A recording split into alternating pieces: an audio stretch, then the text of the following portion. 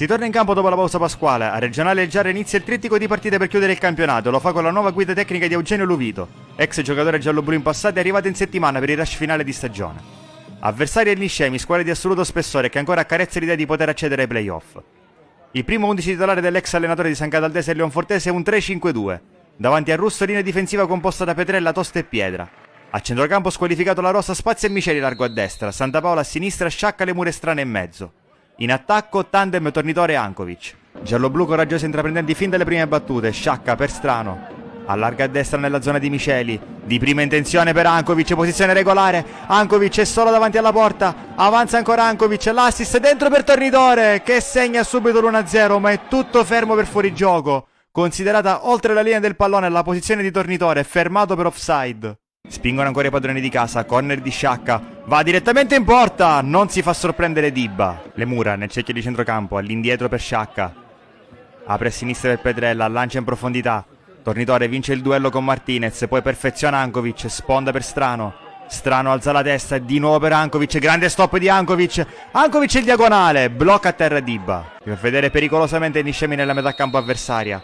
Piazzato di Bochang che cerca la porta, attento Russo che l'allunga in calcio d'angolo. 34esimo, Santa Paola all'indietro dalle parti di Russo. Russo rischia tanto, lo pressa Bochang, gli porta via la sfera. Bochang calcia in porta, si salva l'estremo difensore giallo-blu. Finale del primo tempo, Sciacca batto piazzato rasoterra per Santa Paola in aria. Santa Paola il cross che diventa un tiro, deviato da Bochang che beffa Dibba. Il Giarre va in vantaggio grazie al cross di Giordano Santa Paola e la deviazione di Bochang. Ad inizio ripresa subito un cambio per mister Luvito, fuori Strano, dentro Limina. Ospiti che cominciano forte il secondo tempo, angolo di Parisi, al centro per Camarà che stacca completamente solo e firma il gol del pareggio. Reazione immediata dei giarresi, il lancio lungo di Tosto. Nella zona di Tornitore, duello aereo con Rossi che lo vince, la mette giù Limina. In mezzo a due, si destreggia bene e serve Sciacca, di prima intenzione per Ankovic, posizione regolare, Ankovic entra in aria. Ankovic la piazza col destro, Luka Ankovic, il Giarre torna subito in vantaggio con l'11° sigillo stagionale di Luka Ankovic. Secondo cambio per i giallo-blu, fuori Miceli, dentro Migneco. Sciacca lancia in verticale per Ankovic, fa passare la sfera. La lavora l'attaccante croato, spalle alla porta. Bene, poi si appoggia su Santa Paola.